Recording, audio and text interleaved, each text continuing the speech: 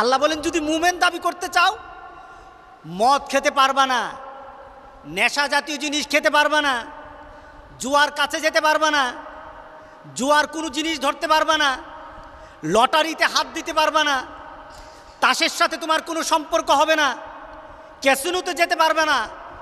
আল্লাহর কসম, যারা ক্যাসিনোতে যায় এরা আল্লাহর বান্দা থাকে না, এরা শয়তানের গোলাম হয়ে যায়। কার গোলাম? যারা জুয়া খেলে তারা কার গোলাম? শয়তানের গোলাম।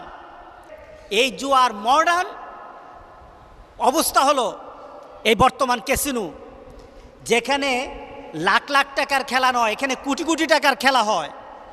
আপনারা বর্তমানে দেখেছেন, বর্তমানে যারা ক্যাসিনো পরিচালনা করতেছে, যারা করতেছিল তাদেরকে ধরা হচ্ছে। তাদের বাড়ির মধ্যে কত কোটি কোটি টাকা পাওয়া যায়, সিন্দুকের মধ্যে কোটি কোটি টাকা। এক একজনের এফডিআর পাওয়া যায় 200 কোটি 300 কোটি টাকা। এরা সবাই জুয়াকির, এরা সবাই জুয়ার আসর বসায় আর নিজেদের সম্পদ বাড়ায়, আর এক শ্রেণীকে রাস্তার ফকির বানিয়ে দেয়।